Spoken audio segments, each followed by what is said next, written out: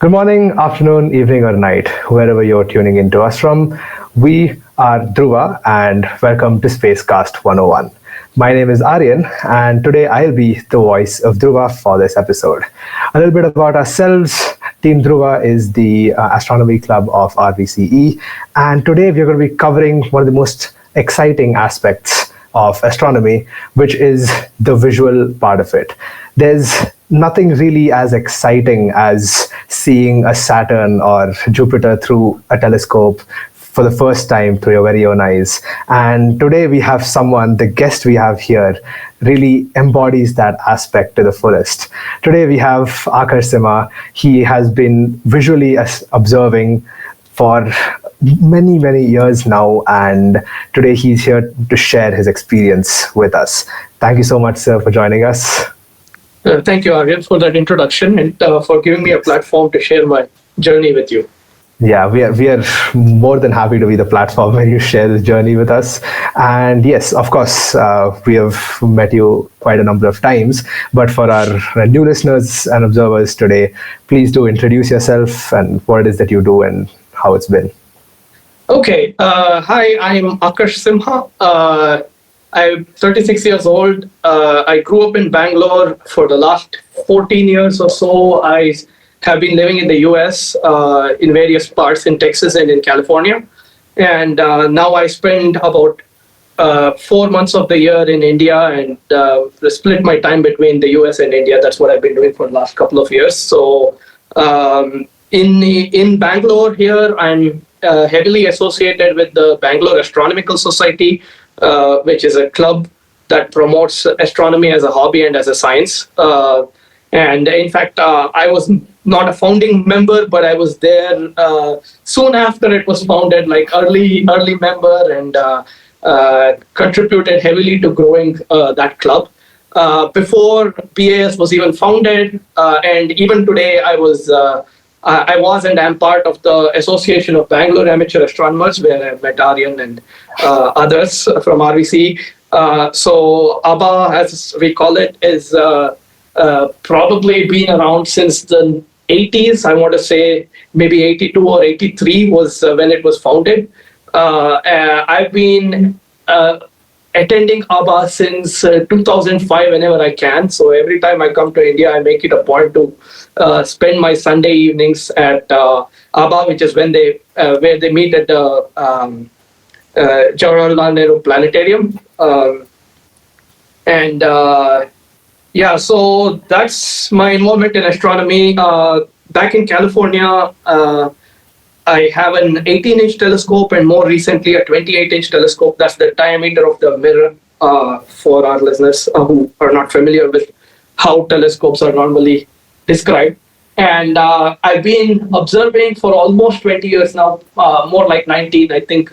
It's about 19 years ago that I made my first 8-inch telescope at ABAA, and then that kickstarted my interest in this hobby. And I try to stay clear of cameras, not because I hate them, but because I think they're a lot of work. So I much rather like to use my eyes to observe the night sky. Although I do dabble in photography of the night sky sometimes, and I'll share some of those photos as well. So that's my long introduction in this hobby. Professionally, I'm a software engineer. I'm between jobs now, but I worked at Apple before. And before that, I got a PhD in physics and a BTech in engineering physics.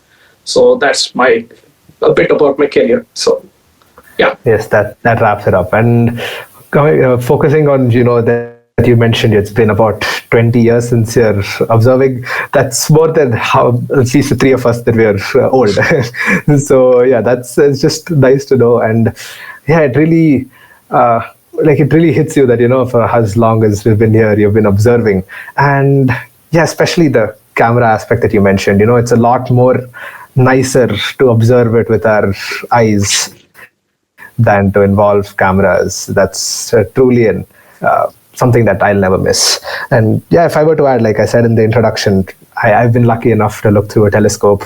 I have a 6-inch telescope of my own, but yeah, it's just the observing it for the first time, it's yeah, that experience you'll never forget.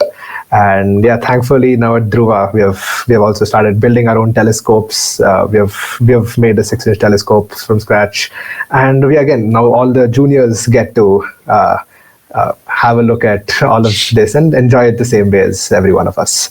Sir, coming back to you, how could you describe your starting, the spark? Where was it that you realized that astronomy is, your passion, and you really want to enjoy it? Could you take us through that journey? Yeah, sure. I think you can't forget the people who sowed the seeds, and I think for me it was my mother. Wow. I came to know this much later, but my mother and uncle, father's younger brother, had both been to ABAA. Wow. Back when they were in the VITM Vishweshwaraya Museum, right? Back in the early 90s, probably. I came to know this later, but I don't think they were very active, but they used to, they must have attended a few Sundays. So my mother had an interest in astronomy, and she still does. I remember when I was a kid, she'd show me things like Pleiades. I mean, back then we didn't have that much light pollution. I lived in Yelahanka, and it was fairly dark. So if you looked up, you could see some constellations pretty detailed. So I remember she introduced me to Pleiades, Orion, and Scorpius, and a few bright constellations that she knew. But then, growing up, I mean, I also remember she woke me up some. I think I must have been in 5th or 6th standard. This was 1995, I believe. She woke me up some morning at 5 in the morning and said, "Just look, there's a comet outside in the sky. You have to come and see it." And so she dragged me, and I was very interested in sleeping and not interested in seeing this comet. But it was Hale-Bopp. And so I got out and looked at Hale-Bopp begrudgingly because my mom had forced me out of the bed, and I looked at it and went back to bed. And so I had this dark period of maybe from almost like 16 years of my life where I was not interested in astronomy, and now I regret not spending a lot of time looking at Hale-Bopp because now I know the value of a bright comet like that visits very occasionally and stays for so long in the sky bright. But anyway, that still somehow I remember this view of Hale-Bopp in my mind. It's clear in your mind that it's not very clear, but it's there. The day it was. Wow. Yeah.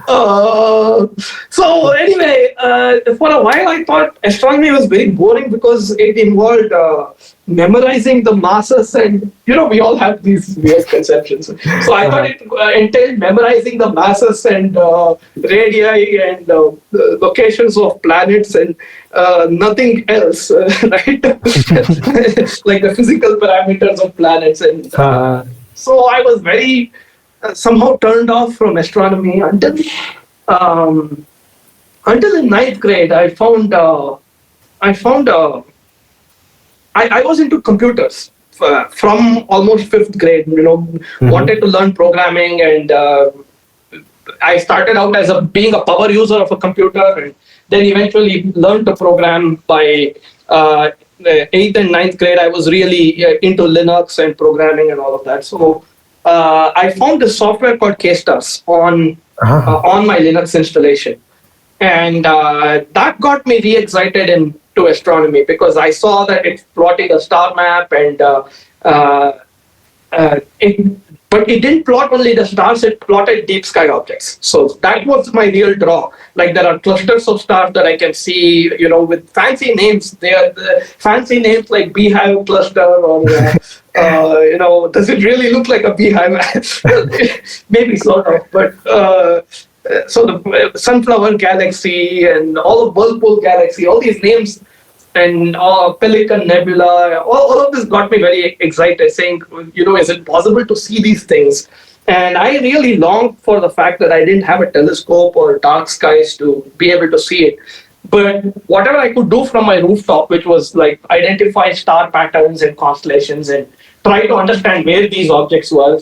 That's something I could do. So I remember I used to run up and down from my computer screen to the sky, try to memorize a pattern, go and check it up in the sky. I mean, we didn't have smartphones that you could point like today. So this is how I did it. And I have a small question just here. This is very interesting. So did you have, you used to use this physical star map, the printed ones, the big ones? Did you use So that was later. That came later. Because I didn't have a star, or I had some really nice books on astronomy that my parents had bought me. I think it was J. Pasakov's book.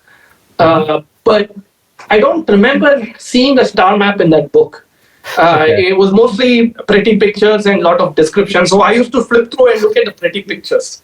Oh yeah, that's what we all do. That's where we all start. Yes. Yeah, astronomy books are very attractive. Really nice pictures. If only things looked like that. If only it was that easy to get there. The getting to there also is just so hard. Just taking that one picture.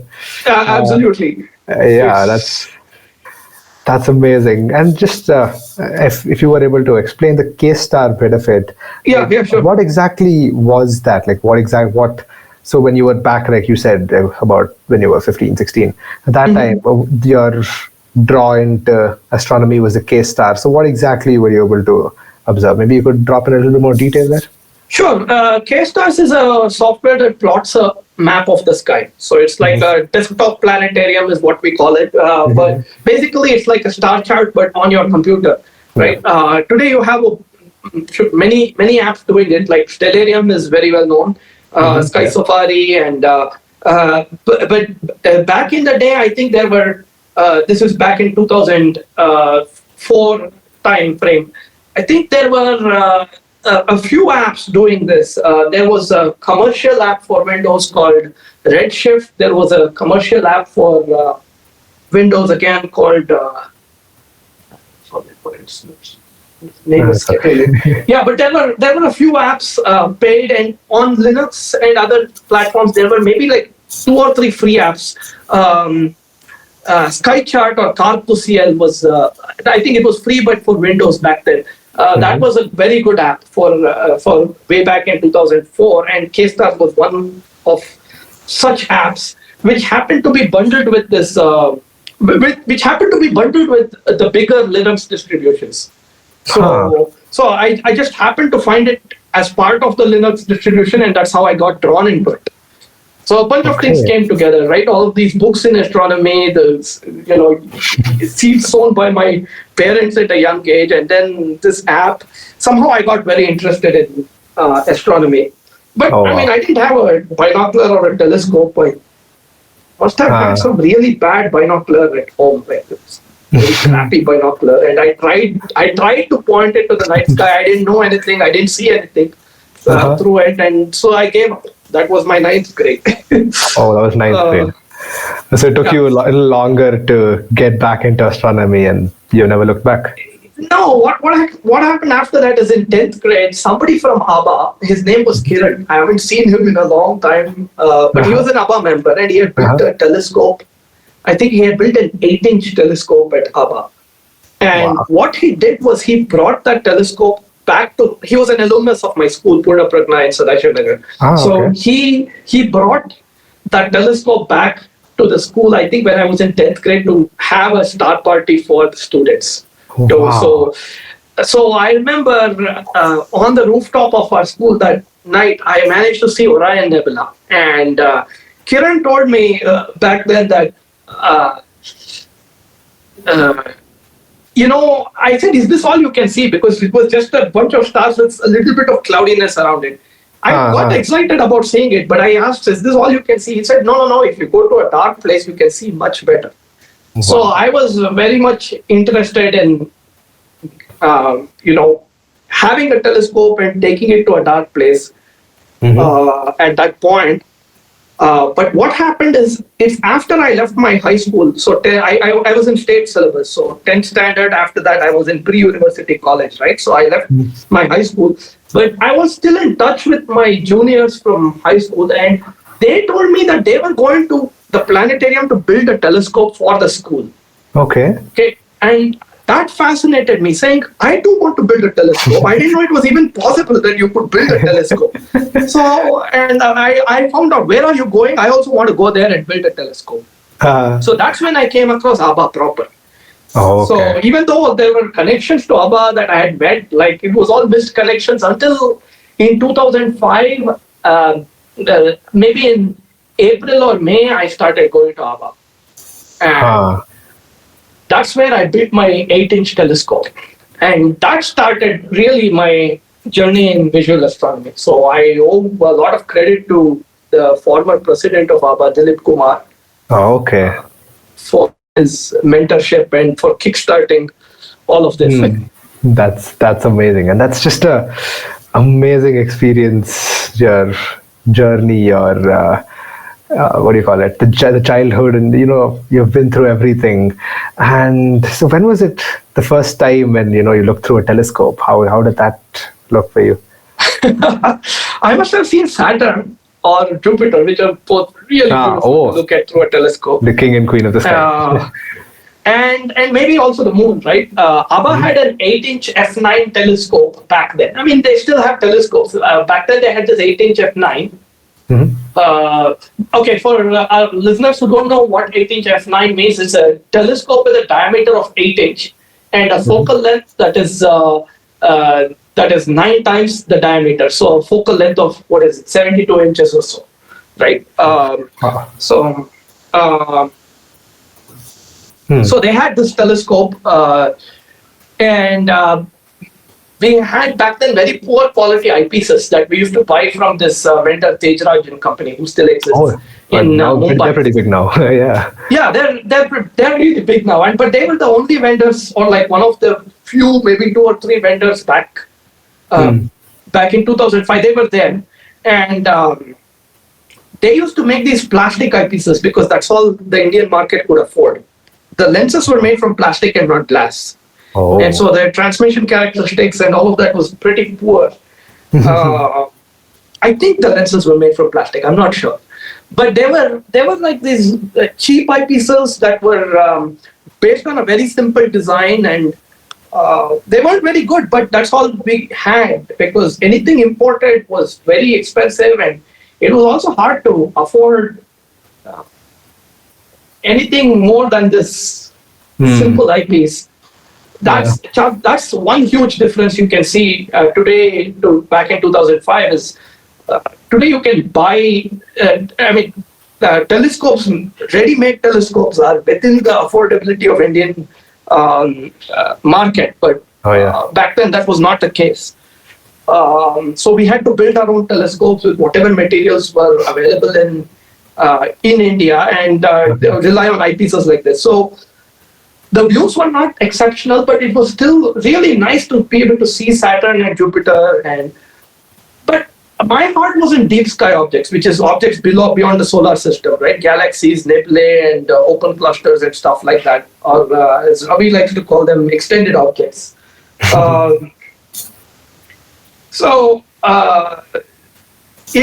It so happened that when we first looked at Andromeda Galaxy through that telescope, I really was let down by it, because from that light polluted, planetarium in the middle of Bangalore, and looking through an 8-inch at Andromeda Galaxy, you can't see very much, right? You see a fuzzy blob of light, and I said, "Is this all you can see?" I wanted to see this photographic view of. And my mentor and then president of ABAA, Dilip Kumar, he was like, "You got to appreciate this. This object is 2.2 million light years away, and you're able to see it. Okay, just let that sink in. You can see at least this much of it, right? I think you got to appreciate that." And that really sank in. And I was like, "Yeah, that's true. I'm seeing something that's 2.2 million light years away. The light has traveled for 2.2 million years." And to follow my retina, right? That's really special. And so when you get to do that, that really was a turning point. I mean, I started appreciating these fuzzy blobs. And then I made my own 8-inch. I'll show you my picture of my 8-inch. Please do. That was a good time to share my screen. Okay, sorry. One moment. Let's get this right. Yeah, here it is. So, bunch of pictures. But yeah, this is my 8-inch telescope that I built at ABAA. Wow. Sorry for the poor photo quality. That's all we had back in the day in terms of digital. If I'm not wrong, is this still at ABAA? The one, this is, at least the stand is definitely there at ABAA, I'm pretty sure. Yeah, no, but all ABAA telescopes look the same because they were built by the same designs. So, no, this telescope, I don't know where it is. I don't know where the stand is. I must have given it away to somebody and it must be at their home. Or maybe it's junk. I know the secondary mirror broke. It fell, the glue gave out and it fell and crashed. Luckily, the primary mirror was not there. So the primary mirror did not get damaged. Just the secondary fell and broke. But I don't know where parts of this telescope are. I sort of donated it to BAS. And BAS had a phase where we didn't have proper leadership and traceability. So it's probably with the old BAS members' place. That's the best I know. But yeah, this telescope is defunct. So Dilip Kumar helped me make this telescope. I ground the mirror. I polished a little bit, and he did the figuring, and then we got it aluminized, and he helped me build the tube. And focuser, back then we used to get these rack and pinion focusers that we bought from Tej Raj. And all the metal working here is done by Vijay Kumar, who, even was at ABAA yesterday. He's still an active member. And they figured out how to fabricate these German equatorial mounts.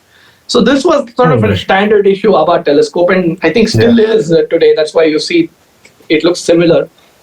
But this really unlocked the night sky for me. Oh my God. Wow. I did so much with this telescope. Me and another friend, Amar Sharma, who's still active in astronomy, but I don't hear much from him. We've fallen out of friendship.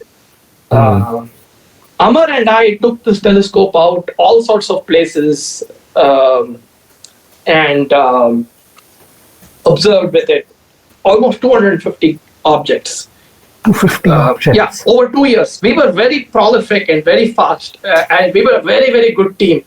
Both Amar and I I ramped up quickly under his guidance, really, and I also had done some of my own work in the city.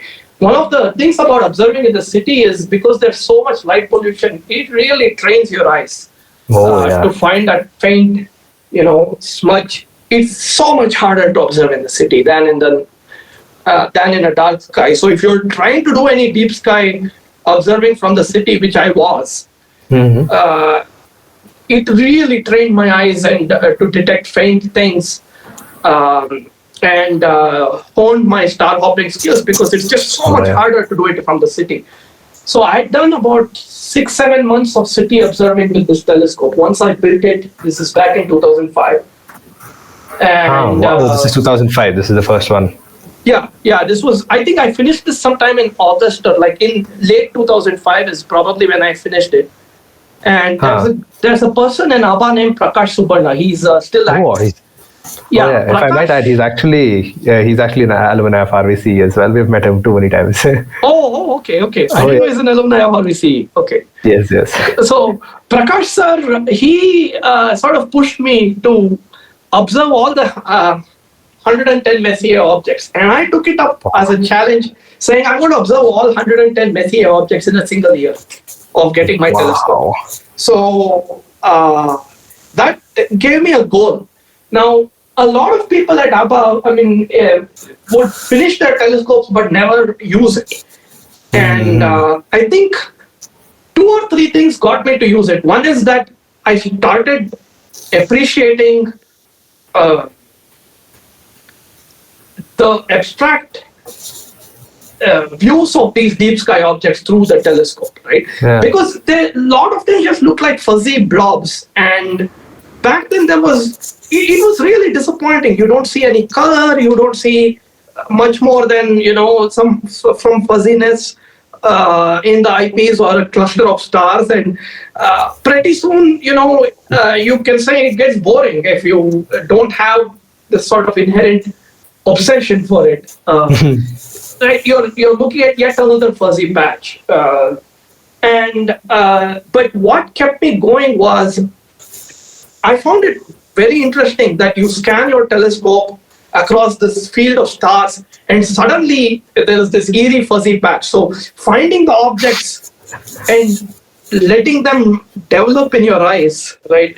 Some of these objects, they're so faint that you're just scanning, and you finally see them after a minute of staring, Wow. right? And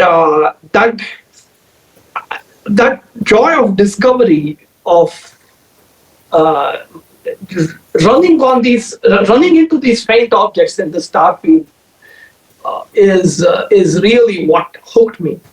Wow. So these were all manual telescopes, right? There's no go-to, there's no tracking, nothing. So Yeah. you had to. We had only this. You can see on this picture that there's this gun sight, which is basically a tube. It's just a side tube, right, with a hole at the Yeah. end, and that's how we used to find objects. I mean, today I would never use that gun sight again. I would get what's called a reflex sight, or popularly by its brand Telrad. Telrads are so much better, but we had this gun sight. We used to live with it, and we used to put a wide field eyepiece and star hop in the eyepiece, and that's how we managed to find things, and that was a lot of fun. The process of finding things was a lot of fun. So Wow. so that's how I kept, and also this goal of finishing 110 Messier objects. So that differentiated me from other people who had built a telescope at ABAA for some reason. Oh, yeah, of course. Me, Amar, and one more guy, Shashank, who had also built a telescope at ABAA, we became sort of this team that would go out to dark places. Wow. And Amar had developed connections at a bunch of dark places. So, and he eventually convinced me to leave my telescope there. Initially, I was reluctant, and then I realized that was one of the best things to do because you didn't need a car anymore. And I mean, I used to beg my dad, who really hated driving, to come and drop me in all of these dark sites and go back and pick me up the next day. And he eventually got me a driver to do that. Oh, wow. But it got hard to do that, right? It's expensive and all of that. It's a lot of work. So what we did is we requested, wherever we were observing, we requested if we could store our telescopes there. And Wow, so that's amazing. we really have to thank the high school in this place called Hosahalli, which is near what is it? Which Subramanya is it? I think Kuke Subramanya. It's actually pretty close to our college, actually. It's not too far away as well. Okay. But it's unfortunate now it's very dark. There are multiple around Bangalore, so you know which Hosahalli I'm talking about. This is the one near one near Dodbadapur. Okay, that's the easiest way to describe it. Oh, Canada. Then it's, they will locate something different. Yeah, there are any new village is Hosahalli. So Oh, yeah, definitely. So Yeah. we really owe a lot of thanks to the headmaster and the PT master at that high school, because they let us keep my telescope there and use their grounds. We had pretty much free access to that place thanks to them, and they were very supportive and encouraging of us. Wow. And I also happened to rub off a little bit of astronomy on the PT master's son, who's done well in his career. So wow. hopefully we had a good influence on him. So that was our pretty sure. symbiotic relationship. Amazing. Yeah, that guy became a very good deep sky observer, thanks to us going there.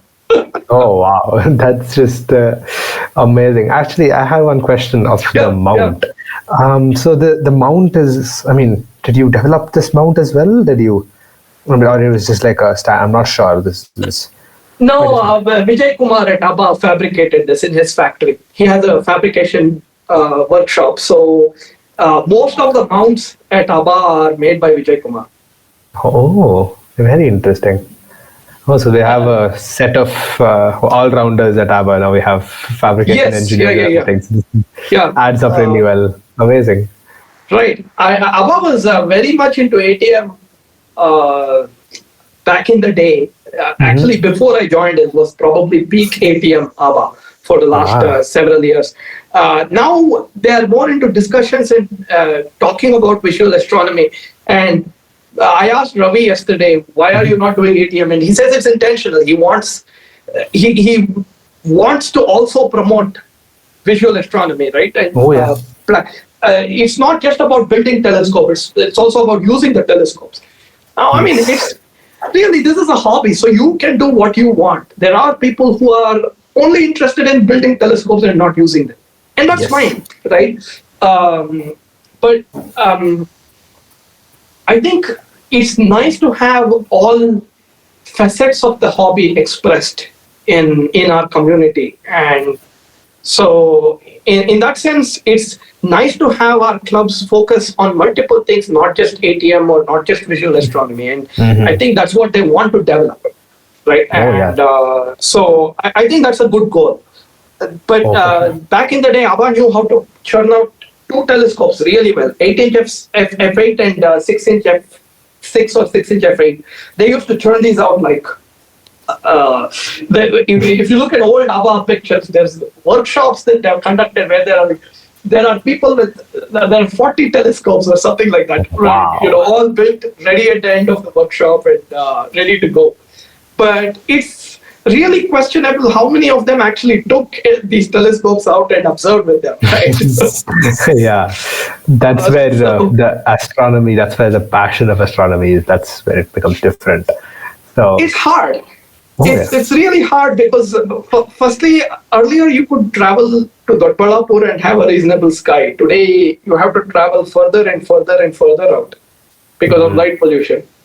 And whereas the LED revolution has been like really good for power savings and electrifying villages, the LED revolution is also very bad for astronomy because those blue light scatters really well and it illuminates the night sky really badly, right? So that's unfortunate, but very lucky that you had to be able to live through that time where closer places to us were just dark, observable places. I really wish we were there too. That's true. Let me just say something. I mean, when I used to go to ABBA in 2005, they used to tell us, look, in the 80s, we could be observing from right here. Light pollution was so low. It's just the thing that we all have to deal with, right? And it just gets harder and harder because you have to travel further and further. Sorry, go ahead with your question. Oh, I had just one question. Actually, I might go a little bit into the technicality here, but I'm very interested. So star hopping, this is something like, I think even now, maybe now more than ever, is a bit more important because if you're on a completely manual telescope, then again, you have to depend on star hopping. And I'll be honest, through my own telescope, I've tried, and for some reason, the coordinates, for some reason, just keep messing me around because it's a reflector Newtonian, right? So you have to, your north becomes the south and the west becomes the east, something. Yes. So I've tried, but I'm not sure the correlation with the star map or like, for example, any nowadays star apps, correlation with that to the eyepiece becomes a bit hard. If you could elaborate just like for us at Dhruva also, like we'd really be able to, if we master a little bit more of star hopping, we'd be able to get our own look as well. So if you could elaborate a little bit more there. Sure, so star hopping is basically pattern matching, right? You're trying to match the star patterns that are in your atlas or in your software against the star patterns that you see through the eyepiece or through your finder scope in the actual sky. So my recommendation is so let me say something else first. If you're using a refractor telescope or a Schmidt-Cassegrain telescope, which has this thing called an erector prism, that will throw off your star hopping. You'll have to be very careful if you're using one of those, because what it does is it mirrors the view. from traditional atlas. But if you don't have that, you just have a Newtonian reflector, or you're using a refractor that is straight through without the erecting prism, then it's much easier, because what the telescope does is, if you take your star chart, it only rotates it or scales it differently. So you don't have to process this mirroring in your head. Yeah, correct. Which otherwise becomes very hard to process to match the star patterns, right? So that's why I recommend that if you're using a new Newtonian, star hopping becomes a lot easier. Otherwise, you should use the software that can mirror the image of the night sky. And KStars can recently do this. I added this feature like a few months ago. Nice. I think Carp to Seal can also mirror. There's not every planetarium software can mirror the view, but that's important if you're using one of these erecting prisms. Okay. Now, the other thing that I recommend for star hopping is something called a right-angle correct image finder scope. Okay, you can buy these for about 5,000, 6,000 rupees today. And what it does is, a finder scope is like a really tiny refractor. But instead of a regular erecting prism, this one has a special kind of erecting prism called an Amici roof prism, which not only flips the image, it erects on both axes. Okay, so what a regular erecting prism does is it flips the image up down. So the left-right view is actually mirrored. But if you get one of these right-angle correct image finder scopes, the prism in it is specifically designed. It's a special kind of prism that flips it both up, down, and left, right. So you get the same thing erected properly. Wow. Okay, so you'll get what is called a correct image. That's exactly as you see the night sky, but magnified. So when you have that right angle correct image finder scope, finding star hopping through that becomes a lot easier, because if you set your planetarium software to alt azimuth mode, so that it shows the zenith up, the view of the sky as you would see it with your naked eye, the same thing magnified is what you're seeing in your finder scope.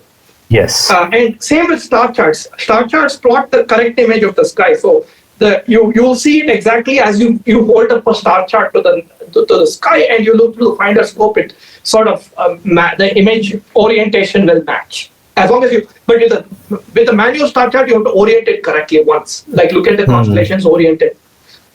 Yes, so, correct. But before I had these right-angle correct image finder scopes, I used to do pattern matching gymnastics in my head. I always like to keep the star chart below, steady it, and do like relative pattern matching. Like I would match the patterns, flip it in my head, because I'm holding most star charts are designed to be held against the sky, not against the ground. So I don't know if you can see. Let me actually stop my screen share so that you can see my video. So most star charts, you're supposed to hold them up at the sky like this and look at it. That's how it is. Okay. But I used to keep it on the ground, so I used to do this relative pattern matching gymnastics in my head. Now I don't do any of that. Now I use my software. KStars. I'm a contributor to KStars. I'm not like the original author. So I have maybe about 8% of the code base or 6% of the code base at this point. So I make contributions occasionally. So now I have it where KStars will show me the view through my telescope. I can set it up to show me the view exactly as I would see it in my telescope. So now my star hopping has become much more easier. I cycle through a bunch of views in KStars. First is the naked eye view to find the constellations and so on. Then I go to the finder scope view, which is a magnified naked eye view, because I have a right angle correct image finder. And so then I'll be able to match the star patterns in the finder. And then finally, I do the fine star hopping in my eyepiece itself. And then I switch to the telescope view, where it will actually calculate the correct orientation for my telescope. Yes. And then I can see exactly what I'm seeing in the telescope on my map, the same orientation. So it becomes a lot easier. So with software, it's a lot easier. If you want to use traditional star charts, you can still do it, but you have to orient the star chart correctly. That by makes pattern sense. matching. There's an essence to the way to do it. The way everyone's done it from the very beginning. Personally, I'm a bit of a star chart guy, but yeah, Yeah. I haven't found my way through softwares completely. Maybe, of course, it makes life a lot easier, but yeah, that's the confusion that I had. You'll not be able to the flipping that I get lost there sometimes. Yeah. It's it just takes practice. So the typical way to start. The other thing that I should mention is you should get a reflex sight, a Telrad or whatever. You can get those probably imported. I much prefer them to red dot finders and sight tubes like the gun sight on my telescope. Or the Telrad just makes things a lot easier because it allows you to see the stars and the bullseye pattern where your telescope is aligned. It's very easy to align. It maintains its alignment. It's just very well designed, and it's dimmable. Everything. I highly recommend the system of having the Telrad and then the right angle correct image finder scope and a wide field eyepiece. This will make your star hopping life a lot easier. Okay, that's something that I'm really looking forward to. It's just that's the problem. It's slightly very expensive as well. So yeah, it is. It's true. You can try to build it yourself. It's not that complicated, but it has its own optics. That's the hard part. The physics and the article behind that. Yeah. Oh wow, it was so enlightening and went through a lot of things. And that was your first telescope, right? This thing. So you of course you mentioned the 28-inch. That's what you're using now, right? Yeah. How did you rank up? How does that? Oh yeah. Okay. Let me show you that. Yeah. Okay. So let's go back to my screen share. So I can show you some of the telescopes I've used. Oh yeah. So at some point we had my buddy Amar and we observed probably like maybe 120 nights. No, maybe not that much. Maybe like 40-50 nights with this 8-inch telescope, taking it all over. One thing I had to mention, this is because it's really cool, is Dilip Kumar, the then president of ABAA, we went and requested him, can you make this telescope more portable? And he came up with a brilliant idea of where he cut the tube into 3 pieces and made this locking mechanism. So at some point, 3 of us carried this on a bus to our observing site. So we made it, he helped us make, and he knew how passionate we were as deep sky observers. So he really wanted to encourage us.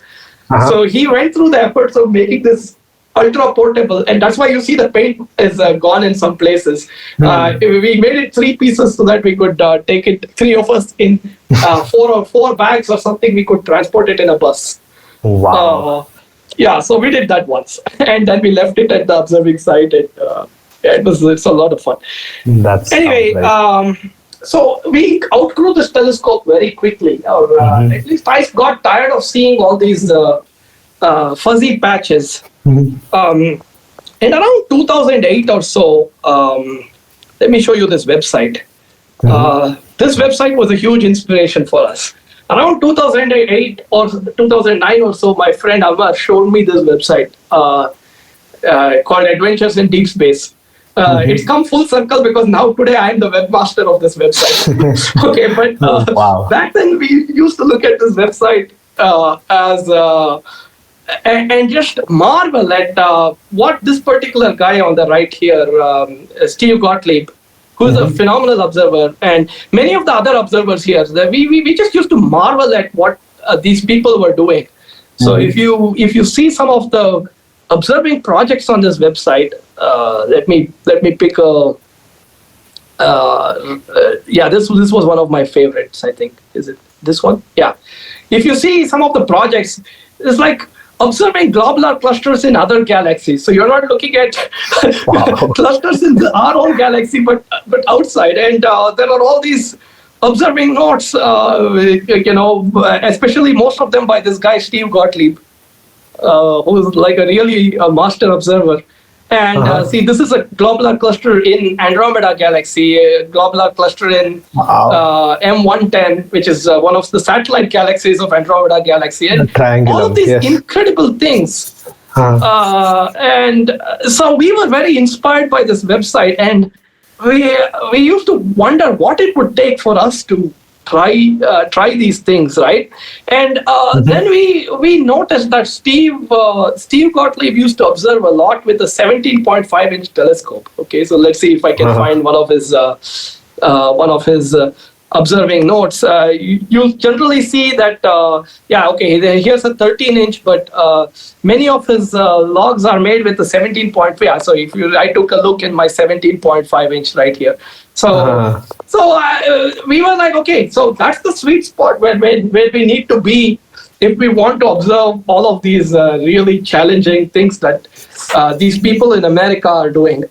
So that's why I pestered my dad, and my dad was very, very generous. This telescope was completely unaffordable by Indian standards back then, but now in March 2009, I got a shipment in 3 huge cases from California. Wow. And this was the mirror of the telescope. Me and my cousin are sort of unboxing the mirror. This was in preparation for our first light, and we had just gotten this 17.5-inch telescope. And this is what it looked like fully assembled with my friend who's slightly taller than me. Maybe he's 5'9" on the ladder with it. This was the first time we took it to a dark sky site. So long story short, my dad ended up importing a 17.5-inch telescope for me. It was custom ordered. So I had to wait about a year after placing the order. So we must have placed the order sometime in 2008. And we made some mistakes. We ended up getting the split tube version instead of a truss version. The truss would have been a lot better. And a lot lighter as well, yeah. A lot easier to transport. What we realized later in hindsight is that the amount we saved by not going with the truss design, which was about $600, we spent on fuel and rental vehicles to transport it. Oh yeah, pretty sure. Because it would only fit in a Toyota Qualis, not a Sumo, not a Tata Sumo, not a Toyota Innova. I mean, we found out later how to fit it in an Innova, but it would only fit in this one particular vehicle and take the entire back of the vehicle. So it looked cool. I'm pretty sure, yeah. That's memories. That's just amazing. I think at that point, this might have been. So this is me with it in 2010, I think. This is in Yelagiri in Tamil Nadu. So we used to take it all around. No, wow. In the same college? No, I think if we were going this was a part of a BAA star party, right? So if we were going as a star party, the way we would handle it is we would book a tempo traveler. So we could take the telescope and like a group of 15, 20 people to the star party. So that way we would amortize the cost of the telescope and all of that. It was much more efficient. Oh, yeah. And I mean, this was probably the biggest telescope in India that was actively being used, like an amateur telescope back then. So every time we used to set it up at a star party, there would be a huge line of people and, we'd show them all sorts of things. Wow. And things were just so much better to look at with this telescope. I mean, you look at those galaxies, they're no longer like fuzzy spots of light, right? You can actually see their structure. Was it? Yeah, so this was my sketch of Andromeda galaxy made with this 17.5-inch telescope. So this was made with the 17.5-inch, and it was... so you can... this was in Coorg. We took it to Coorg on a clear night. Portal to skies. Coorg skies are still decent. Oh yeah, still. They used to be better, obviously. Light pollution rears its ugly head. So Cool skies were better, and when we pointed it to Andromeda Galaxy, this is what we saw. We saw the dark lanes, the lanes of dust, Wow. and this bright patch at the end, which is a cluster in Andromeda Galaxy, right? Oh. And these were my early sketches. You can see the date, 20th December 2009. Oh, 9, yeah. And it's just like 4 years after you got into astronomy. Yeah. I ramped up. I got aperture fever, as they call it, very quickly. Oh, yeah. Oh, clearly. Because we were so intense with our 8-inch. We were so intensely using that 8-inch. No, I kid you not. There was this was also my 12th grade, and 2006 was my 12th grade.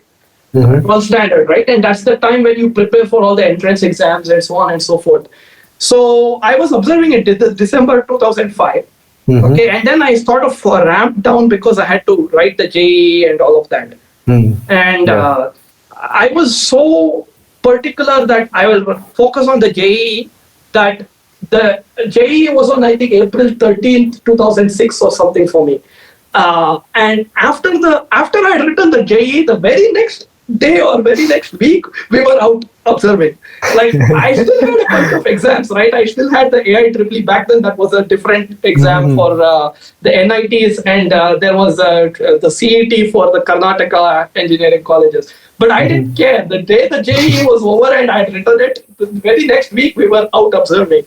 And we were tracking the breakup of a comet called 73P Schwarzman Watchman, which was breaking up, and we could see all the fragments and all of that, me and my buddy.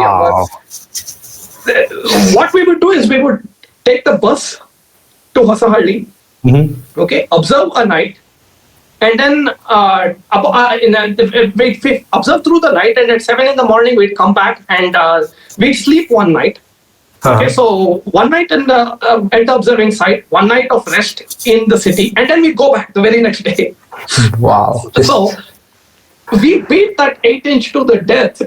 So that's why we within 2 years we needed to do something. We wanted bigger aperture. So that's how the 17.5-inch. That's why it's so quick. Like 4 years, we were already observing with the 17.5-inch. Wow, that is just amazing. These sketches, by the way, you have drawn them on your own. Yeah, these are. So back then, I didn't know how to sketch on the field. So I used to memorize what I saw and sketch during the day, the next day or something like that. Oh, wow. So it's all from memory. Yes. I don't recommend this because you want to be authentic to what you see in the eyepiece. So I don't do this anymore. I sketch at the eyepiece now. Wow, that's... And this was like done after finishing observing. So this is Horsehead Nebula, which people had told us you cannot see because it's purely photographic. Okay. And we were amazed that, but we had read on Cloudy Nights and other international forums that people had seen these things visually with their own eyes. So I said, okay, we have to try it. We tried and we were able to see it. Wow. So, so we pushed ourselves and we were able to see the Horsehead Nebula in the 17.5-inch. And I tried to show it to so many people, but they didn't have the sort of technique, right? The thing about visual deep sky observing is, if you just go to the eyepiece and look, you're not going to see things. You have to develop the right technique, averted vision, train your eyes to see minor changes in contrast. Because I like to say it feels like this. Imagine that somebody holds their warm hand above your back, but not touching it. Yeah. And you're not wearing your shirt, and somebody is holding their palm just above your back. You can tell that there's something there, but you can't really, it's not a concrete feeling, but there's a subtle feeling. So a lot of the deep sky objects sort of appear like that. They are the visual equivalent of that. It's not obvious that you're seeing it, but there's this sensation that there is something there. And once you train yourself, you realize, and you start filtering on which of those sensations are real and which of them are not noise in your eyes, right? Oh, yeah. So it takes a lot of effort. So I realized that, we might have 30 people lining up to see the Horsehead Nebula, but only like 5 people are actually able to see it. So That's there. I have a question actually. Now that you mentioned, have you had? Okay, I've had this. I've experienced it. That's why I'm asking. But have you not experienced this? Of just like the phenomenon that you're trying so hard to look for a fuzzy blob or a patch that you start imagining things and you're like, oh, that's a fuzzy blob. That might be it. Have you gone through that? Has that happened to you? yeah, that has happened. That happens to me. Some people say it never happens to them, but it does happen to me. Oh, yeah. And so I have to sometimes what I do is I don't know exactly what location it's at or some parameter of it. I don't know. I study an image to get the rough sense of where to look, because some of these are so faint, unless you know where to look, you don't see them. So I do study an image and all of that to know where to look, but I leave out some fine detail that I leave something out. And I'll try to get that at the eyepiece. And the thing about the noise is, I also try to do this. I try to imagine a patch in different places where I know the object doesn't exist. Oh, okay. And compare the sensations I have there, which are false, with the sensations of the real thing. And usually you realize that there's a difference in the character and repeatability of those sensations. Very interesting. So, I'm still not perfect at this, at removing these false positives, but I'm told that with experience, people get better and better at, isolating. So it's only when you start pushing yourself that you have to worry about this. I mean, something like Horsehead Nebula today, I will see it plainly just because of experience. I don't even have to try. But back in 2009, at our experience level, it was very hard to see these things. Wow. It's just experience and train, right? So. Oh, wow. These are pure experiences. These are things. I'm pretty sure if you close your eyes, you'll probably even like remember this day. Like this is just. Yeah. I can remember this day. You're right. Yeah, these are experiences you will just not. I can sort of remember how the telescopes were set up in our observing field in Coorg, and where we were pointing for certain objects. Yeah, it's phenomenal experiences. Those few nights, what we did is we went as BAS, few of us BAS members, we went 2 days in advance in December, and we said something like Thursday and Friday night was for us, and Saturday night is when we invite everyone over. Yes. So that way we got some of our own dedicated time on the 17.5 inch. Like, even though I owned this telescope, it was hard for me to get my time on it. I know. In fact, nowadays also, I think BS, when they have their star parties, they do a 5-day thing where the first 2 days are supposed to be for advanced observers, and the next 3 is supposed to be for beginners. Yeah. Now this has become the sort of standard, but back in the day, we always used to go with the public early on, and later we realized, no, we have to carve out our own observing time. So this is the first time we sort of did that, where and so because we had the telescope to ourselves, a group of 4 of us, I think, on 2 nights, we were able to push to all sorts of advanced targets. We saw our first globular cluster in the Andromeda Galaxy. So we were starting to look at adventures in deep space and start working on projects that are listed there, right? So we saw our first globular clusters in other galaxies. We saw our first Hickson group of galaxies, and those are like groups of galaxies that are catalogued. So we started seeing all of these advanced targets. Probably the first from Indian soil, right? Because there weren't many dedicated observers with access to such big telescopes back in the day. So that's just wow. This is just like your what do you call it? Your memoir of what all you've been through, and that's just amazing. So logs help a lot. They really stimulate the nostalgia. So I feel like sketching and writing about what you observe. So I either log or I sketch, and it really preserves the observation for years. I wanted to show you this as well, which is my first experience at a dark site. This is probably in 2005 December. if I remember correctly, or maybe like late 2005, right? And this was the first time we took my telescope out to a dark site, and Devanhalli, the airport area was dark back then. Oh, wow. And see, I write light pollution, none. That is nowadays that word in Bangalore is just oxymoron at this point. It's unfortunate, but wow. I know. And we were looking. This was my first time taking the telescope to a dark place, and I had two of my experienced friends with me, Amar and Satya, and they were showing me all of these really cool objects that I'd never seen before, like Triangulum Galaxy and all of that. And I have a log of this today that I can go look back and relive these moments. So I strongly believe in logging and sketching, right? I really advocate for it. So these sketches, again, they jog my memory. For your viewers who don't know what Andromeda Galaxy looks like, so this is Andromeda Galaxy, and these are the dust lanes, and that's the bright region that I marked in my sketch. Wow. And similarly, here's Horsehead Nebula. The view in my sketch is inverted. It's just basically this dark region that's very hard to see, and it's not easy to see. And that was the 17.5 inch.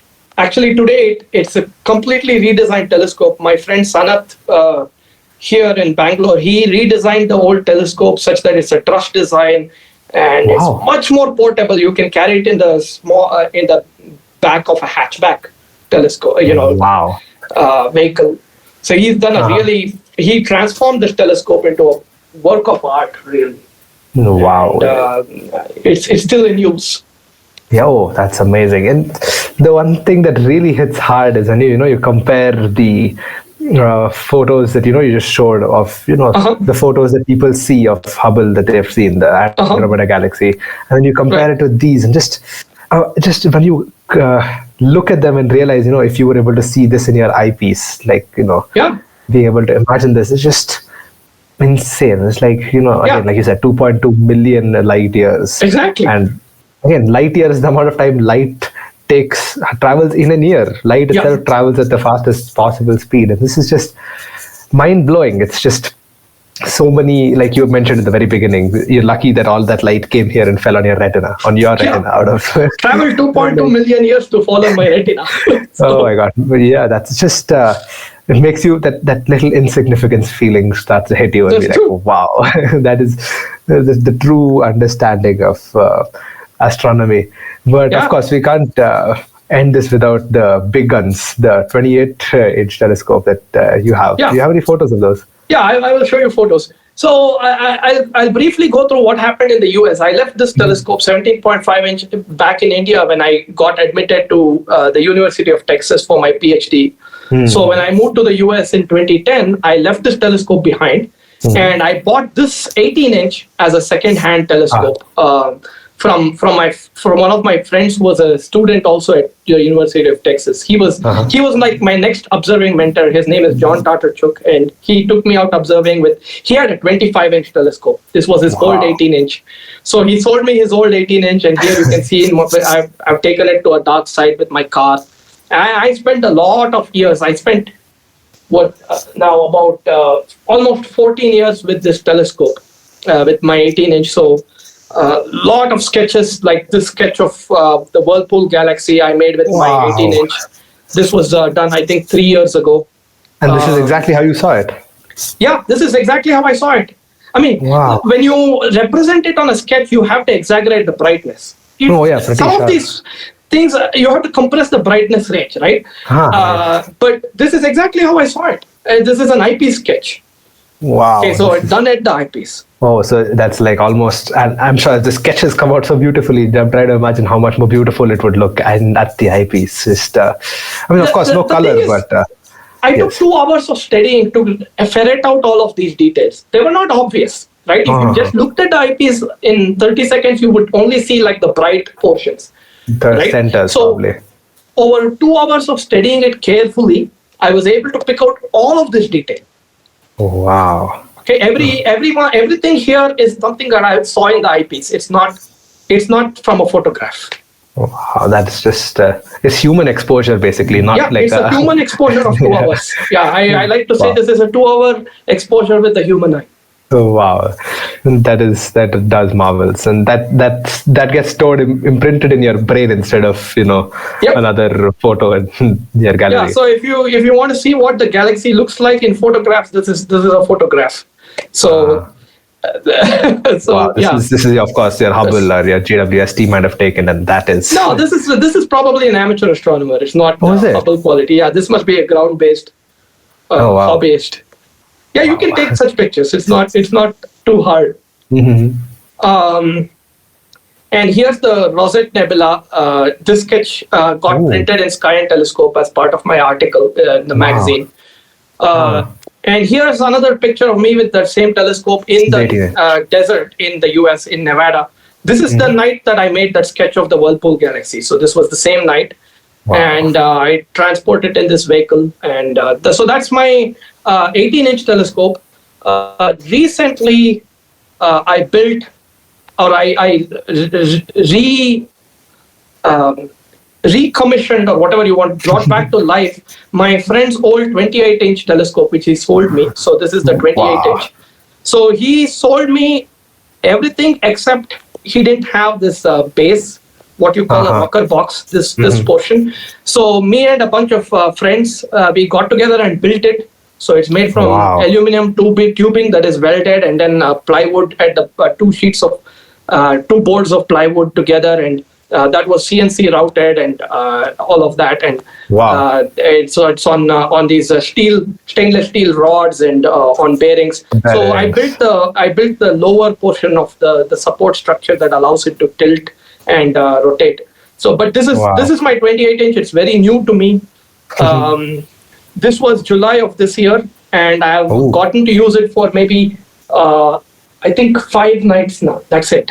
Is it just 5 nights? Yeah, just 5 nights. So it's brand new to me. I still don't know how to transport it and set it up by myself because it took 3 people to lift it out of my vehicle. And it's really heavy. The entire mirror itself weighs around 55 kgs or so, and 50 kgs, I think.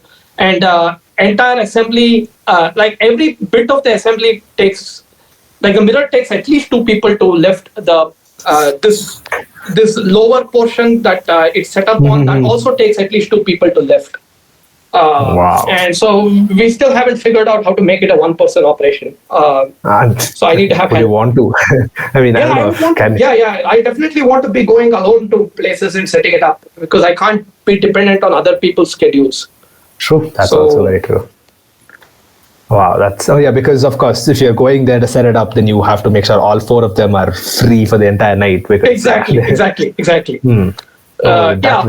the way, the other 3 people pictured here are my mentors. This is Steve Gottlieb, who is a phenomenal observer who inspired me. So I observe regularly with him. It's kind of funny. This is Howard Banich, who writes for the Sky and Telescope and sketches incredibly well. He's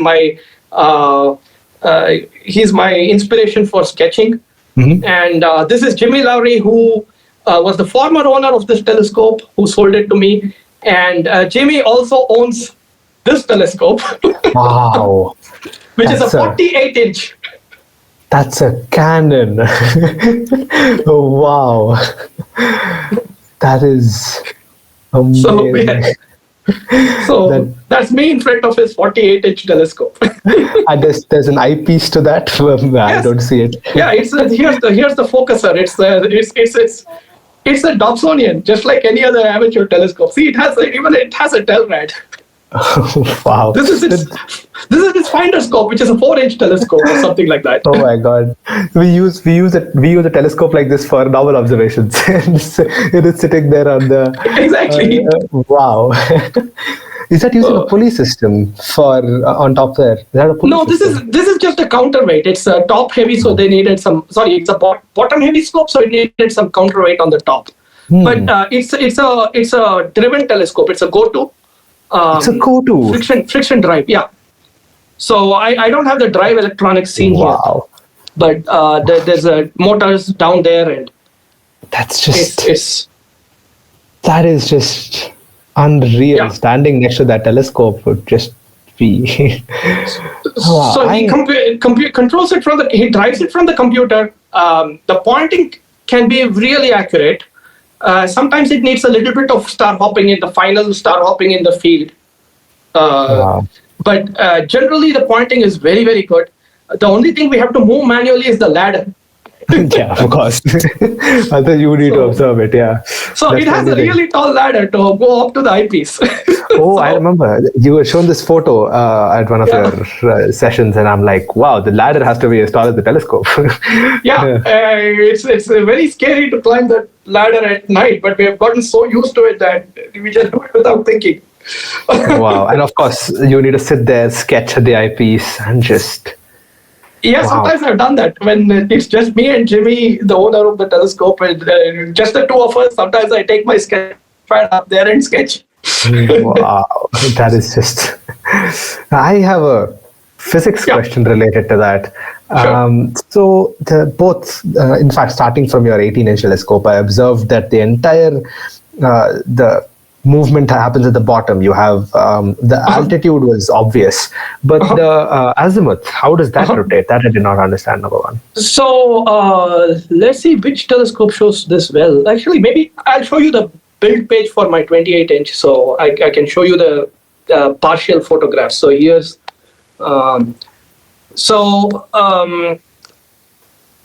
let's pull this up. So this is all the woodwork and other things that went into it. Wow. Okay. So let's see if I can show you how okay, this is the best picture to show it. So the azimuth system has this portion, that's painted black. Mm-hmm. You're able to see the screen, right? Oh yeah, of course. Yeah. The black triangular object is what's called a ground board. That's the part that is sitting with the 3 feet. You see the feet here. The 1 feet is not clearly seen, but the 3 feet, they are sitting on the ground. Okay. In the center, there's a pivot mechanism, okay, where it is which is just a bolt. Uh-huh.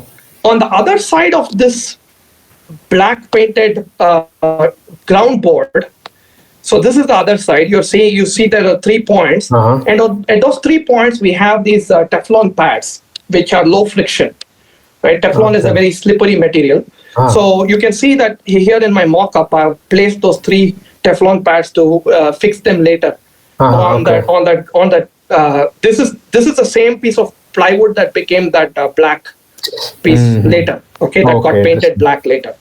So on top of this is so on the other side of these 3 feet, which you cannot see, are those Teflon pads, and this material here that you see, the white board, that is a pebbly surface that slides really well on this Teflon.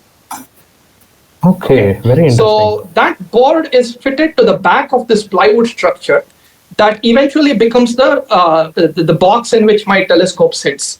Right. So let's see where I have a picture. Yeah. So it eventually becomes this portion here. So there you see the same plywood. It's painted black here. So that's how the azimuth motion is done. And in this telescope, the altitude motion is done on rollers.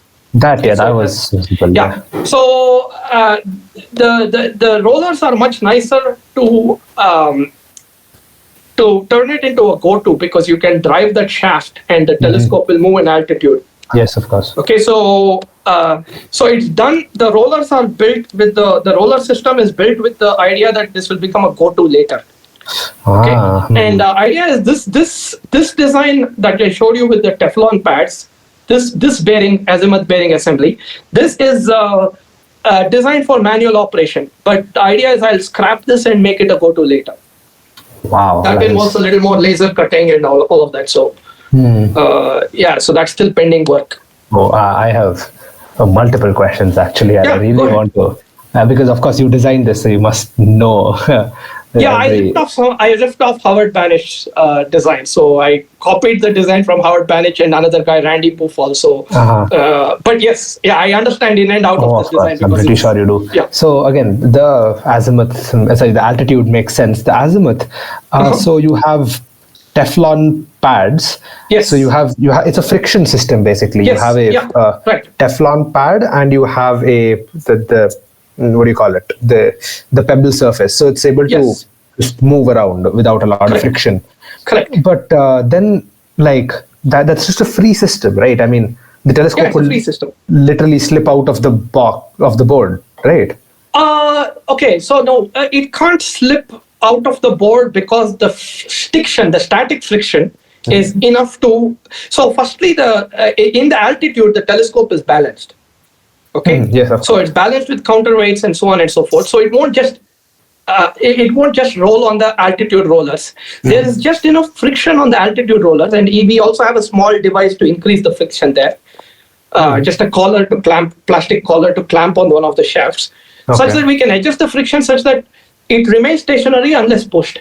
So the static friction holds it, and when you push it with sufficient force, the static friction breaks and the kinetic friction takes over, and it allows you a smooth movement.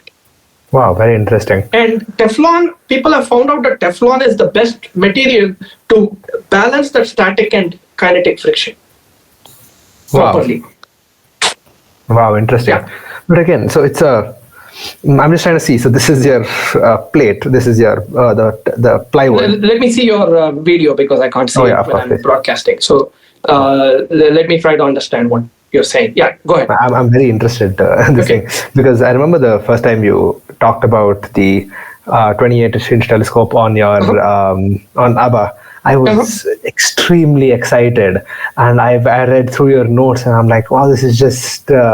But again, I had a number of questions, and this is, I think, the right place. So again, if you have the plywood here, you have the pebble on top of this, the pebble surface on top of this. Then you have the Teflon pads, and on top of that, you have the triangle. That's okay. So the entire system is inverted, by the way. So what you said is the top is the bottom. Okay. So I showed you the view from the bottom in that picture. Right, the feet are on the bottom. Then, so the exact order is: here's the ground board which has the feet and is sitting on the ground. Then there are Teflon pads on top of this, and then there's the pebble surface on that, and the plywood, and entire telescope sits on top of it. Okay, so the question from there would be that if it's here, and if I have the entire telescope sitting, it can just slip away like this. So that's why the center bolt is preventing it from doing it. So there's a central bolt and nut. Let's see if I have a good picture of that system. Okay, so here's a picture. So you see this central bushing here with a hole. So your screen that's is not painted. Oh yeah, correct. I'm not sharing my screen. Yeah, that's sorry.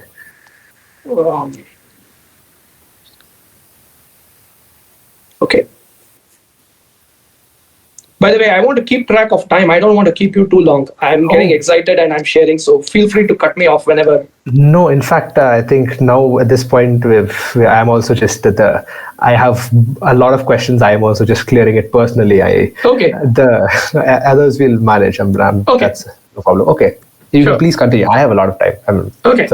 So this is the central. You see the central pivot point with a hole in it. That's not painted. That's the only portion not painted black. So a bolt goes through that, and it goes through the entire thing. There's a hole through the ground board as well. So in the ground board right here, there's a hole, right? What is not seen here is that there's a nut on the other side. Okay. Let's see if I have that picture. Wow, I should have put more pictures in here. No, I don't have a picture of that. But basically, at the end of finishing this ground board, the last bit that went there is a nut on that side. So the bolt threads the entire assembly and threads into that nut. Now the friction between the Teflon pad is too low to unscrew the nut. The bolt and nut system will not unscrew. Instead, when I push the telescope, the Teflon pads will slip and it will allow it to rotate. So it will rotate on that pivot. Bolt. Exactly. So you don't have the... Yeah, and bolt is loosely threaded. It's not like clamped down. So it's not like a clamped assembly. The bolt is only giving you a pivot point for the entire assembly to twist around.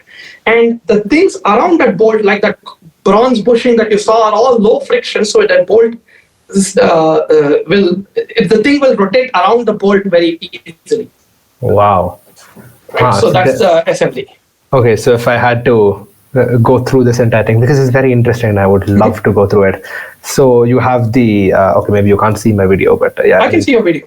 Oh, you can, okay. So yeah, you have the base. This is the very first part. Okay. Oh, so this image is completely opposite. Like, yeah, this is showing you bottom up. Right? Okay. What you're saying is the absolute bottom of the telescope in this image. Okay, so this is where it begins. And on top of this, you have the pebble pad.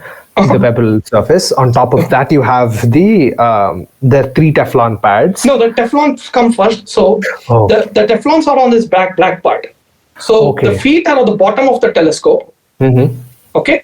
Next, on the other side of this black piece are the 3 Teflon pads attached to it. So that's the stator, like the static portion. Yeah, I think because your video is not showing. If you're trying to. Sorry, no. Let's see. Can I? No, I can't use my camera when sharing the screen. That's all right. So I'll yeah. So the Teflon pads are behind. You see these feet? They're on the other side of the exactly opposite.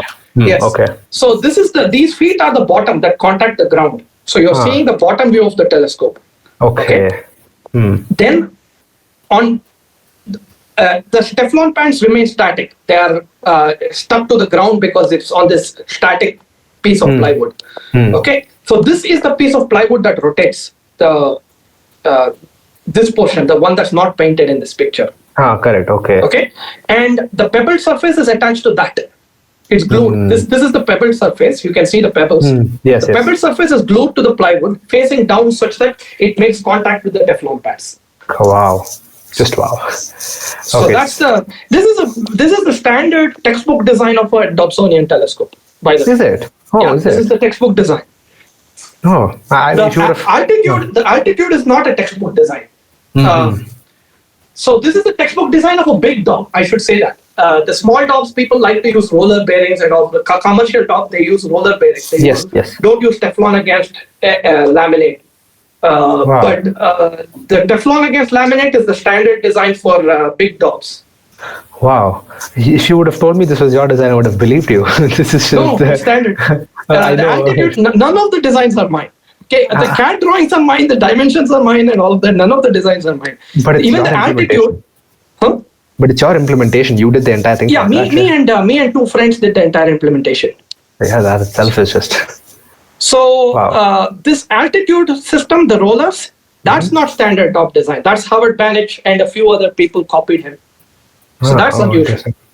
Oh yeah, I'd like to dive into this as well. In fact, so so is that there's a material on this? Is it on the roller? This beige part.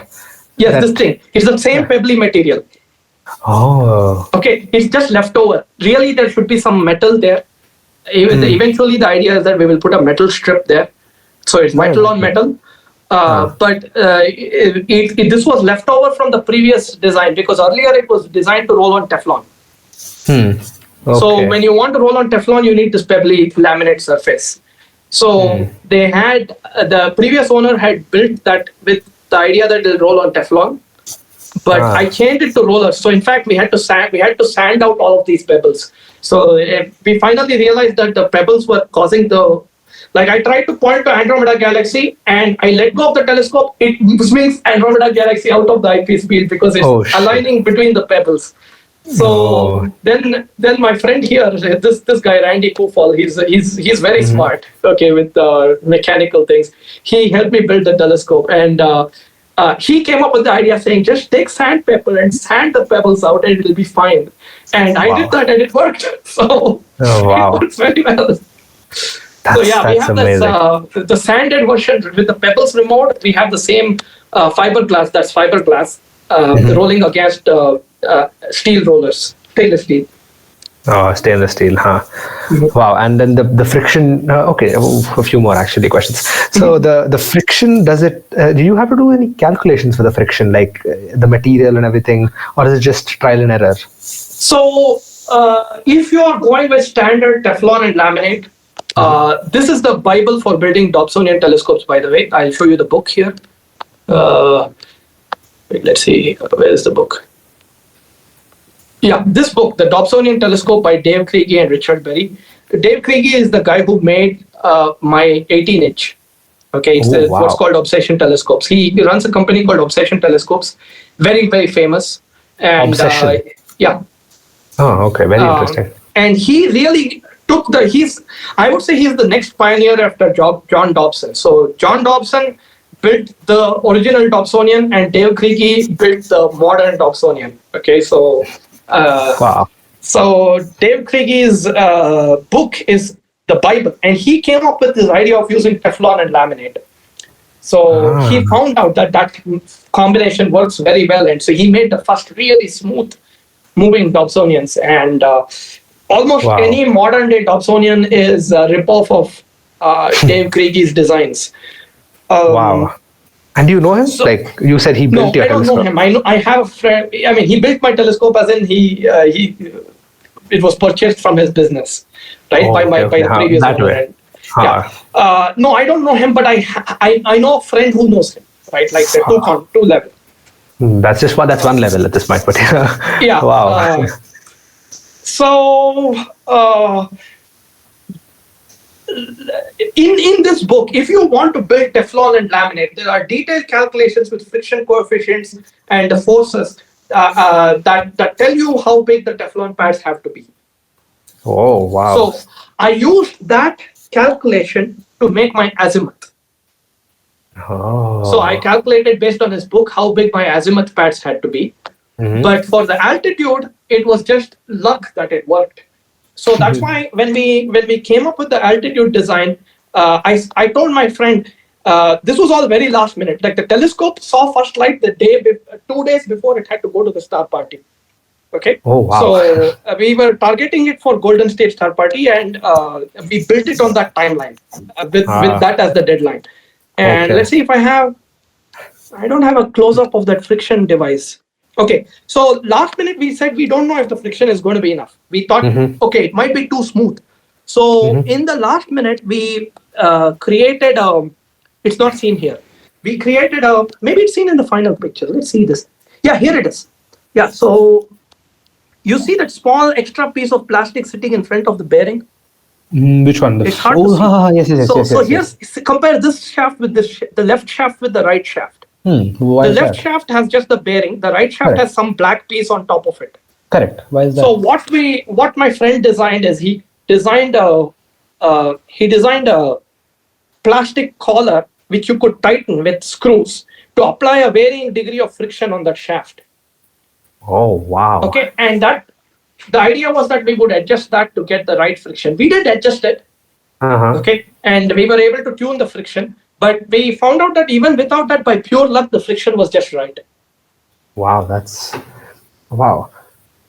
amazing. And I want to go. I really want to understand that especially the plastic. So by the way, next Sunday I'm giving a full talk on this at ABAA. So if you're coming to ABAA next Sunday, I'll be going through every stage of the build process. Oh, it'll take me an hour and a half.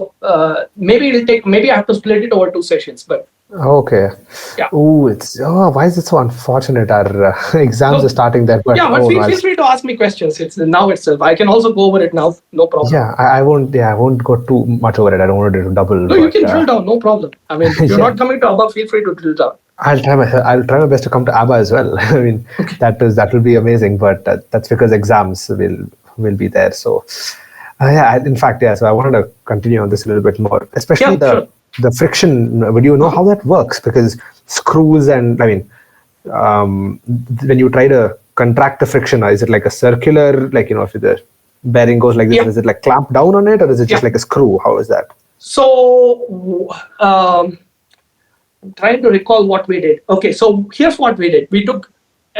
My friend did it in before I could even design it in my head, he had finished the piece. He's amazing. So what he did is he took a piece of Delrin, which is a plastic, which is very easy to work with. Okay, he cut a hole in it equal to the diameter of the shaft, or maybe slightly bigger. Okay, and filed it maybe a little bigger so that it's slightly bigger than the diameter of the shaft. Okay, then I'll see if I have a picture of it, because I documented almost every stage that I could capture. He lives in Cupertino. So no, wait. No, it's lost contours. So I'm searching by location. So let's see if I can find a picture of it and I'll airdrop it here and show it to you. Oh yeah, please. This is just one of the things I wish I understood that entire mechanism like completely, and yeah, now it's getting close. Yes, I will share this with my iPad. Let's see the picture. Yeah, okay, here it is. Great. So so what he did is he drilled a circular hole in this piece of Delrin, and then he chopped it horizontally. And I think we filed it such that the hole is some material is removed, right? So when you clamp it, it'll clamp smaller than the diameter of the shaft. Yeah. And then he put 2 threads into these and put these 2 screws through them, so you can tighten them and clamp it down, such that this will become a plastic that's shaft where you can adjust the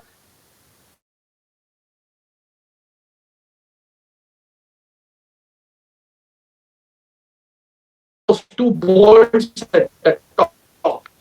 You can make the plastic press a different amount, change the normal force basically acting on that, and therefore tune the friction. And this portion is fastened by the screws. The lower portion is fastened by the screws to the frame of my box, so it's not moving anywhere. Yeah, that cleared my next question, because obviously it has to be fastened to the bottom, because otherwise it will just rotate with the shaft and it will be very useless. Wow, exactly. That adds up as well. Just one final question, I think, which was that, like, look, I remember the very first time you had posted this on ABAA, and I'm like, 28 inches. Like, I just, that number just doesn't even like add up in my mind. And I had just so many questions. And I remember I still, at that same day, I texted you as well. And I'm like, I can't clarify so many questions on the text, obviously. But yeah, I have just one final question. Yeah, sure. The altitude.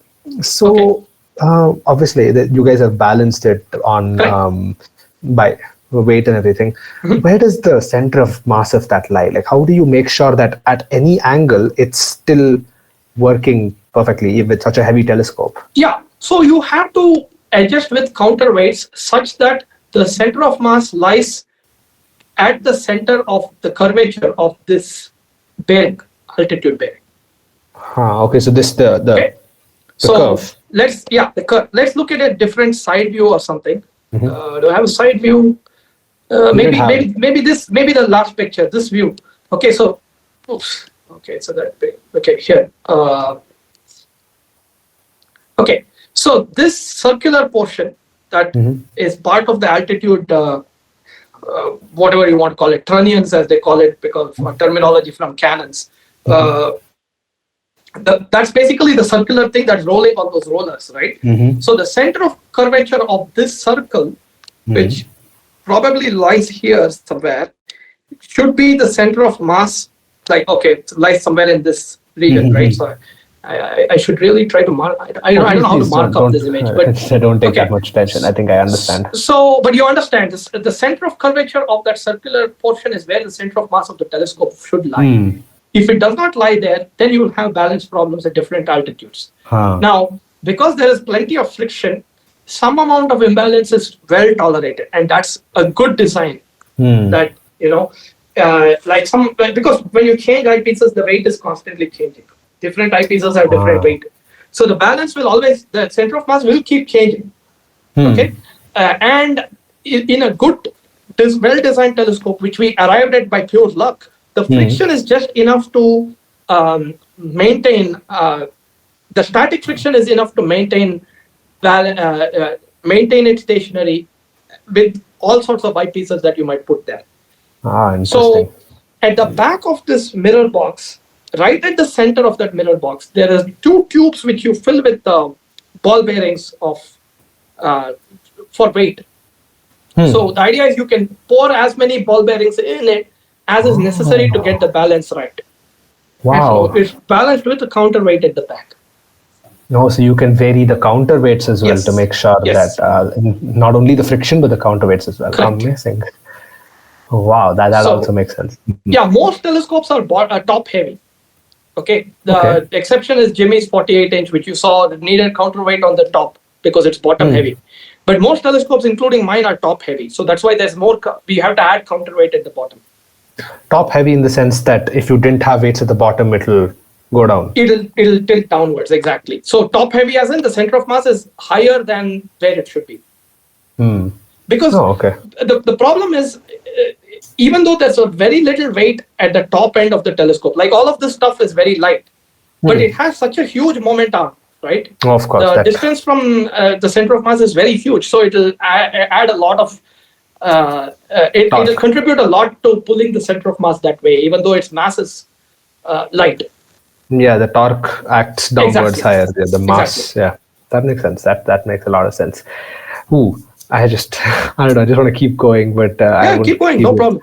I won't keep you. So just about so all of this was separate. I think I remember you already answered the question where I asked you if you bought or grinded the 28-inch mirror, and you said you had bought it, which makes sense. But even when you went all the way back to the 8-inch, the 8-inch telescope, you had that mirror was ground, right? 18 was ground, yeah. 18 or 8? 8-inch was ground. None of my other mirrors were ground. All of them were made by professional opticians. Okay. So what do you think about that, the process of grounding? Do you think that's something it's better left backwards, or it should be something like when you're building a telescope you should ground your mirror? What is your thought process on that? My opinion is that do whatever gives you whatever you have fun with, right? So if you think that grinding mirrors is fun, by all means grind them. But I don't find grinding mirrors fun. I find them really boring, and I don't have the skill set. So in fact, this is my first foray into DIY. Like I did ATM my 8-inch, but I had a lot of support. And 8-inches are much easier. When somebody has designed it for you, it's much easier to crank it out than 28-inch, where you have to worry about the strength of the materials and so on and so forth. So if you're making a telescope, obviously you want to start with a small telescope, not what I did. And I mean, I did start with an 8-inch, so that counts. Definitely counts. Definitely, yeah. So building big mirrors is really an art. It just gets harder and harder the bigger the mirror. And there are so many different techniques for grinding big mirrors. Like so for a small mirror, your tool size is the same as the mirror size, right? For a big mirror, generally the tool is smaller. And so the strokes, everything changes. And you ideally want to have a grinding machine to do the rough grinding for you. And polishing, again, you will do it with a smaller tool, and it comes with its own set of challenges. So people build their own big mirrors, and some of them are masters of the art, even as hobbyists, like Mel Bartels. He makes very good mirrors as a hobbyist, right? But if I tried to make a big mirror, I'm pretty sure the first 3-4 times I tried to make it, I would not get a good mirror. In fact, my 8-inch was astigmatic. It had mild astigmatism. Oh, is it? Yeah, I mean, it's first time. And I think you have to have experience building multiple mirrors to be able to produce high optical quality. Because the idea is that the mirror surface has to be accurate to λ/4 at least, which is about 100 nanometers, right?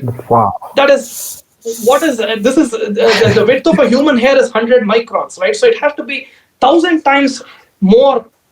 An error that is 1,000th of a human hair on this huge 28-inch mirror will make it perform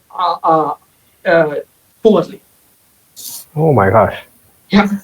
I did not know the λ/4 thing. So that is the surface accuracy you need. Is it always there? λ/4, is that always the number? People prefer much better than λ/4. They say λ/10 is what we should have. Oh, wow. λ/4 is sort of the minimum.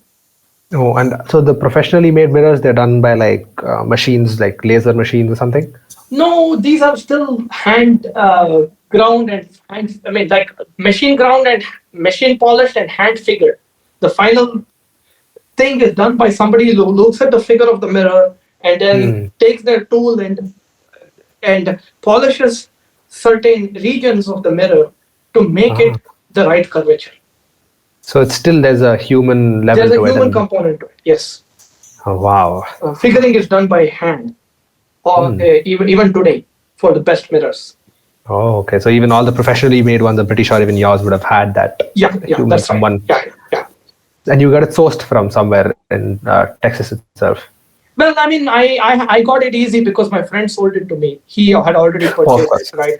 But the mirror was originally made by a mirror maker, an experienced mirror maker, like a professional optician by name Steve Kennedy, who made a lot of. He made even Steve Gottlieb's telescope. I think he made a bunch of mirrors, including Steve Gottlieb's 24-inch. Wow. Okay. Wow, that's very interesting.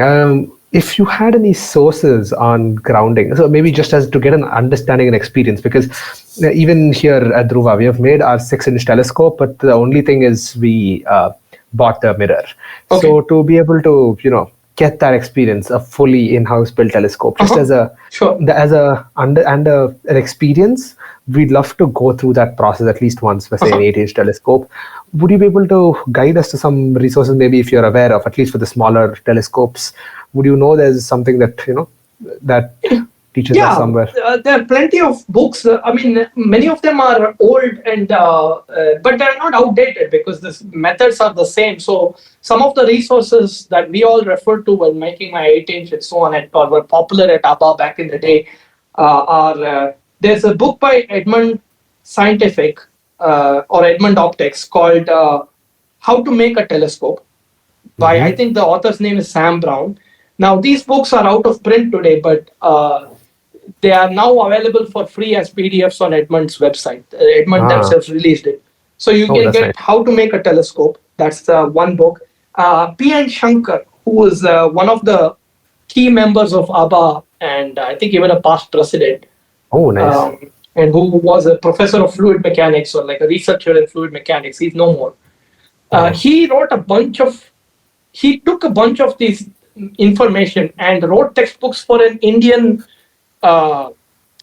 environment, right? Because certain things like cerium oxide polishing material were not available in India back in the 90s or late 80s, which is when he wrote those books.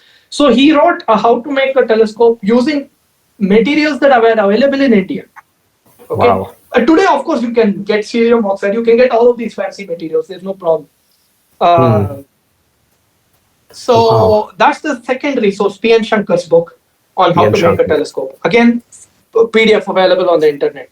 Wow. The third resource would be Jean Texereau's books. There's a standard Bible of how to make a telescope, which is very detailed and very technical, by Jean Texereau.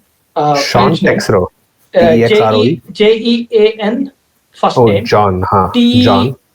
Texerau, last name, Texereau. Okay, got it. That's a standard book that's been around for many years on how to build telescopes, how to make their mirrors especially. And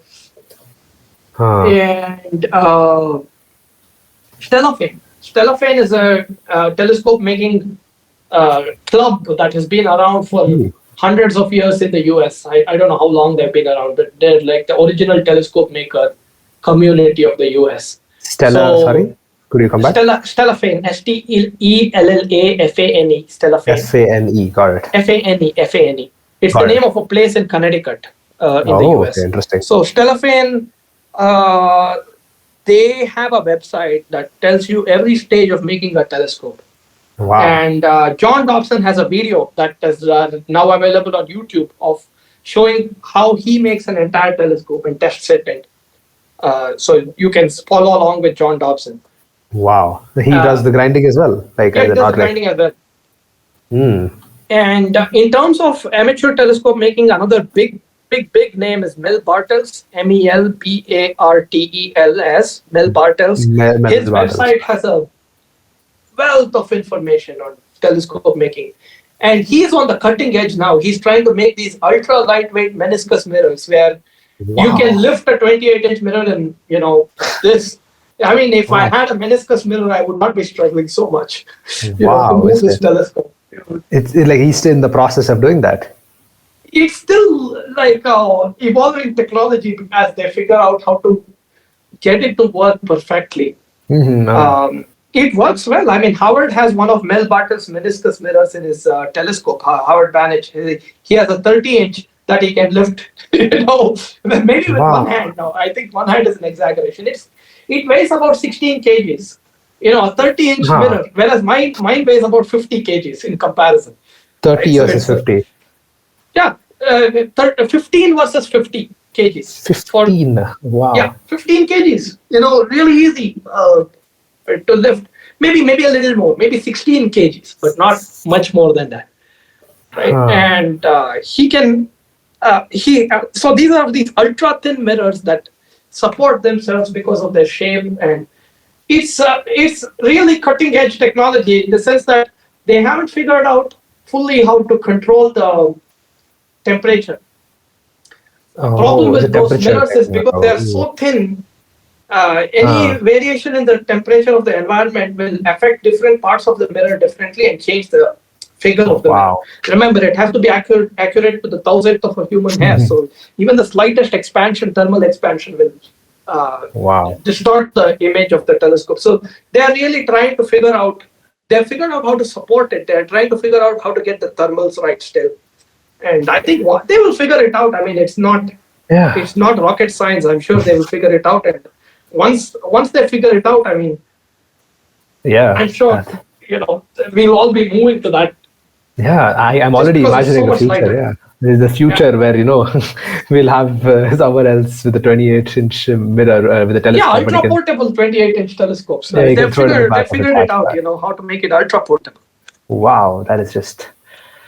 Oh wow, this was such a eye-opening talk, and because this is not like mirrors are just done with. We've reached the pinnacle of mirrors. They're still doing evolution in mirrors and that kind of technology. Absolutely. It's wow, it's just eye-opening, and this was and clear, especially for the 28-inch telescope. It's cleared so many things in my mind. And now at least I can imagine how it's working. Given all of those, that's just the understanding. We can already try and put it up in the other engineering aspects that we do at the club and other things in general. But those are the end of my questions. Okay. I have this thing that was just phenomenal to be a part of. And yes, sir, anything from your side that you would like to add? Nothing else. I mean, I enjoyed sharing my experiences with you. I hope I didn't ramble for too long. Feel free to, cut it to length and. No, so that was especially for this, then we might the cutting, and that's okay. But otherwise, it's just a one-to-one conversation, and just this much information in one place. For so many things, it can just be useful, especially making telescopes and especially even the observing. You covered everything there was to visual astronomy. I hope so. I tried. I mean, there's a lot more. I've but scratched the surface, to be honest. So I have a 4-part series on YouTube that talks about how to observe deep sky objects. It's 4 2-hour talks. So 4 2-hour talks. Oh my God! Wow. Oh, that's amazing, sir. Thank you so much for this experience. This was You're welcome. Something I really wanted to be a part of as well. And I'm pretty sure whoever watches this, they'll definitely get a lot out of it. And yes, thank you so much for whoever's listening to the end of this. I'll be very surprised, because this was very in depth and very understanding, and I'm just glad to be a part of this. So yes, thank you so much once again, Akarsh, and it was just amazing to have this conversation. You're welcome, Aryan, and thank you for having me and giving me the opportunity to share my experiences. Yes, thank you so much.